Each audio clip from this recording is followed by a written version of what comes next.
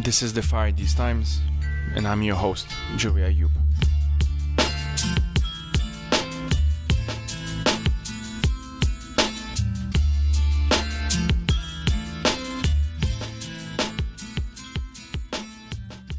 Hello and welcome to the first ever premium episode of the Fire These Times. Today we'll be sitting down with Ayman Makarem and we're going to talk about Seinfeld. And more broadly, what is it like to watch TV series like Seinfeld when you are not the target audience? I think you will really enjoy this one. It was very fun to record.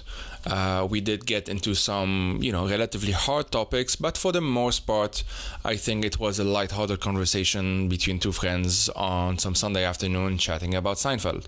So I hope you enjoy it, and as always, take care.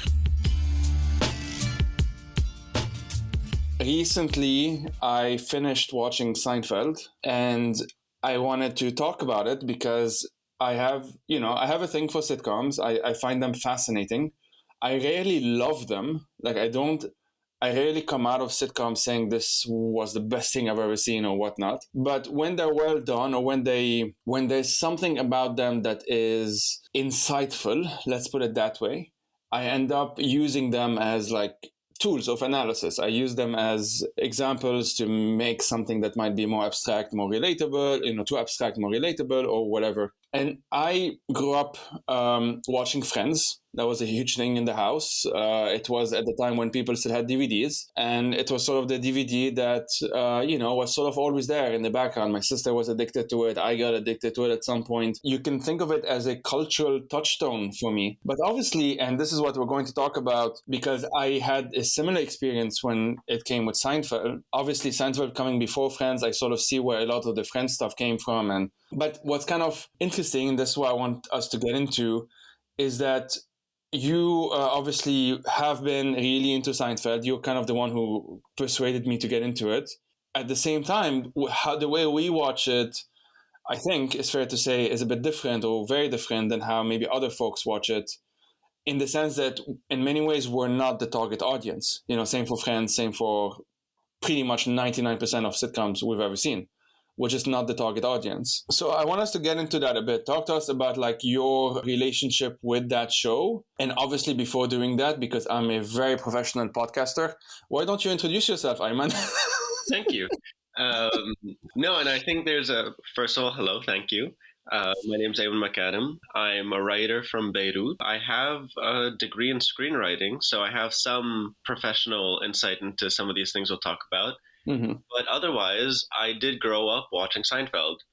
And so, like you mentioned, Friends on DVD, but it was also on TV. Mm-hmm. A lot.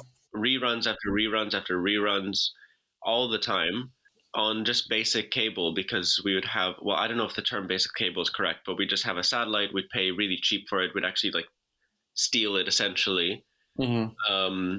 And so I grew up watching a lot, like a lot of people, not just in Lebanon, but in the periphery in general, grew up watching a lot of American sitcoms from the 90s, from the 2000s. So Fresh Prince of Bel-Air, Cheers, MASH, according to Jim, this formula of, working class, overweight, white guy with an ostensibly attractive wife with 2.5 kids. I've seen 1,000 versions of those. Some of them the Americans don't know at all, because these are things that didn't sell in America, so they just sold it to, to us.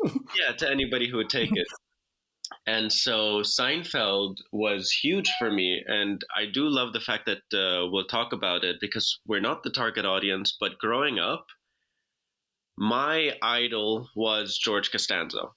Mm-hmm. And now that you've watched the show, you can see how funny that is. Growing up as I'm not big into identity politics. This isn't necessarily how I identify fully, but, as a Druze, queer, Lebanese boy, growing up in the post-war era or whatever, George Costanza as a short, insecure, balding, fat, Jewish, whatever guy.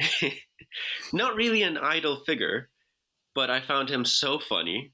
I found him so relatable, and I would emulate him, but quite literally. And yeah, I think there's a lot to talk about, because we're not the target audience, but it was massive for me. I've also memorized quite a lot of Seinfeld, and in retrospect, it's interesting. It's strange that it had such an effect on me, and that yeah, I'm excited to talk a lot about these different aspects of it.